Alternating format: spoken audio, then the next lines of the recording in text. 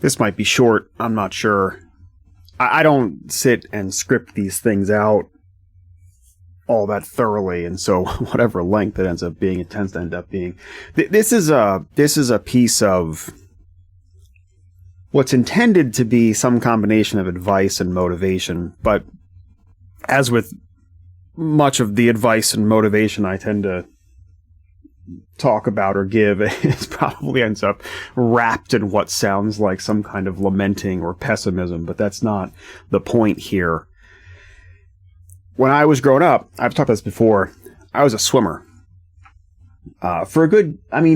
Looking back, it's funny because looking back, if you look at it in relativity now to, the time I have been alive, it wasn't that much time, right? I can't remember exactly when I started. I was probably, I believe I was in first grade going into second grade, which was probably, what would I have been, 7 years old or something? And then I swam through into early high school. And I think I stopped around 15 or 16 years old, something like that. So all told, it was only 8 or 9 years, something like that. I always think about it as a much more significant and longer period of time in my life. I think it was because it was so formative, and it was during those very formative years, and it was also very intense, right? Like when you're swimming, the team I swam with, I was swimming 10 practices a week, typically, in that ballpark, somewhere 8 to 10 practices a week, plus swim meets, plus, whatever else. But anyway, so I swam all these years, and I had this coach whose name was Bob. Toward the end of my time, I suppose, the last few years I was swimming, I had this coach. He was the upper level swim coach for the club. Bob has died in the last couple of years, which maybe some of this is about just a little bit of a homage to him. I don't know. But, I swam with him, and then when I started kind of tapering down and I quit, ultimately, I didn't see him for a few years. And then I saw him again. He and I went to the same gym.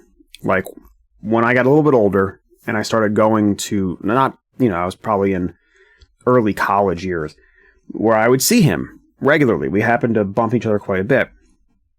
And I was in there and I was lifting weights and I was, trying my best to gain muscle and all that kind of stuff. And one day he came over to me and he said, if you had tried this hard at swimming, you would have been great. Now, setting aside there's sort of a fallacy baked in there because there's the issue of enjoyment, right? Like, I really enjoy weightlifting. Swimming, there were times I really enjoyed it, but overall, it wasn't necessarily the sport that I wanted to do. It was just kind of the sport that I ended up in. So I never enjoyed it to the same extent that maybe I would have enjoyed some other sports. And certainly I very much enjoy, lifting weights and that kind of stuff. So, but setting that kind of logical piece of things aside, his point was, kind of stuck with me of this, because he was right? A lot of the times when I would get in the pool, I wouldn't be trying all that hard. I wasn't not trying, but I wasn't pushing myself to that extreme that I probably could have if I was really wanted to try, right? I remember this feeling, and, it's just, it didn't like bother me or anything. Like, he was very friendly about it. By this point, we were, very friendly, we'd see each other at the gym, we'd say hi, like, all was well. This wasn't like he wasn't coming up to like jab me, I think he was honestly just saying it in a very friendly way. A similar situation that did jab me more, and it wasn't another person, it was myself. Going through high school, I definitely didn't try very hard. In fact, you would be forgiven for thinking that I actually tried to do poorly. So by the time I got out of high school, like, my GPA was pretty terrible. I didn't really focus on that part of my life until I got into college, where I did very well. But in high school, I don't know, just wasn't trying very hard. And I remember getting to graduation and being surrounded by friends and people and whoever else who did try a lot harder than me. And most of them had succeeded far better than I did, like higher GPA, more extracurriculars, all the things. And I remember that graduation very specifically because I remember leaving it, the overall temperature of a high school graduation is that it's like everyone's very celebratory, right? Everyone's very happy to be finished and they feel as if they've accomplished something and they can move on to the next part of their life. And all those things were true, right? Like even for myself, like I had accomplished something. I hadn't accomplished it all that well, but I had accomplished it. It was time to move on to the next part of my life.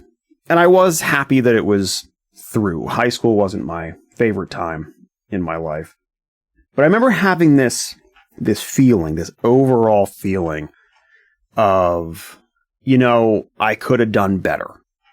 And it kind of put a damper on the celebratory piece, right? Because I felt like I hadn't earned the celebration. Like I felt like after these 4 years of really not trying very hard at all, barely scraping by, that at the end of it, I was being awarded with this diploma and told that you're good to go.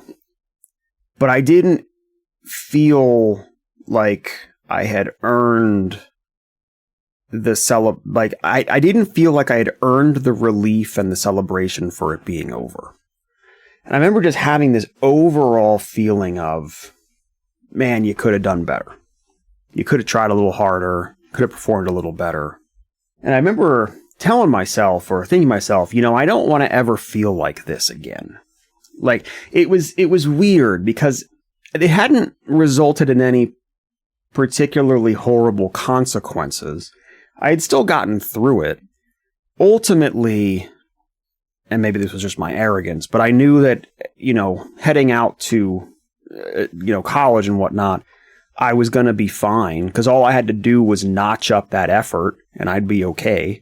Like I wasn't scared I would never be able to learn anything again or something, but I just didn't like that feeling of like I didn't earn this thing very well.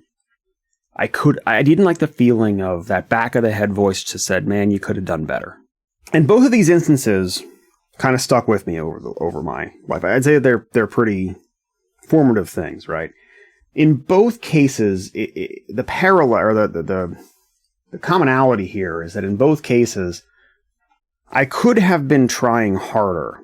And I remember this bit of logic, right, that I think other swim coaches had imparted along the way. And it went like this. It was kind of like, well, look, if you're going to be here, if you're going to spend hours doing this, why not try hard at it, right? If you're going to be here anyway, what is the point of going through the motions? You're still spending the time.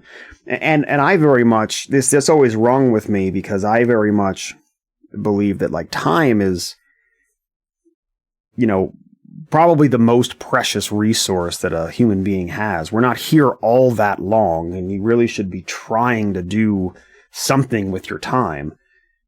And so if you're going to spend hours and hours of it doing something that you're not going to really try all that hard at, then either pick up the effort or stop doing the thing. Like one of those two things should probably occur. I wanted to put this on this show just as sort of a nudge or a reminder or a whatever.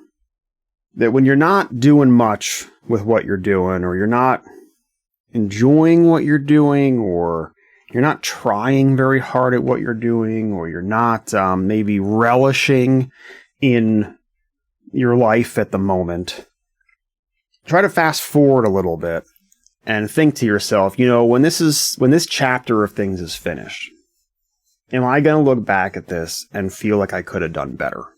And I'm not saying I've been perfect about this. There have been things since both of these incidents, 20 plus years ago, that I have fallen into the same pattern, where I get done it and I'm kind of like, well, I get through something and I say, well, I probably could have done a little bit better there. But there are other instances where it has prompted me to, put in a little more effort into things, or relish a little more in what's going on, or live a little more in the moment, maybe. Something like that. Just to think, when I'm through this piece of things, I really don't want to look back and just say, you could have done better. So, I don't know. If it resonates with you, just thought I'd kind of throw it out there as a way to frame where this sort of thing might lead you.